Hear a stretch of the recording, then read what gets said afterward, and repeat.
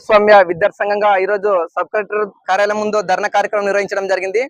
ఈ ధర్నా ముఖ్య ఉద్దేశం ఏంటంటే సంక్షేమ హాస్టల్ నెలకొన్న సమస్యను పరిష్కరించాలి. అదే విధంగా విద్యార్థులకు మెను ప్రకారంగా భోజనం అందించాలి. అదే విధంగా 2-3 హాస్టల్లో ఉన్నటువంటి ఇన్ఛార్జ్ తీసుకున్నటువంటి వార్డెన్ సార్ వాళ్ళు సమయపాలన లేకుండా హాస్టల్ కు హాజరు కావడం లేకపోవడం వల్ల ఈ హాస్టల్లో ఉన్నటువంటి సమస్యలు విద్యార్థులు చేసుకోవాల్సిన పరిస్థితి ఇప్పుడు దుస్థితి మన కళ్ళ ముందే కనబడుతున్నది. తక్షణమే ఈ సమస్యలను పరిష్కరించాలి.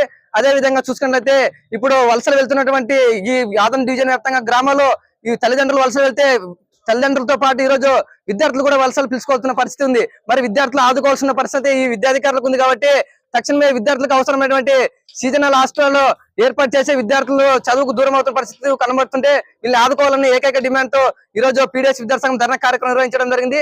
ఈ సమస్యను పరిష్కరించలేని ఎడల ఆందోళన ధర్నా కార్యక్రమాలకు పూనుకుంటామని పీడీఎస్ విద్యార్థి సంఘంగా హెచ్చరిస్తున్నారు.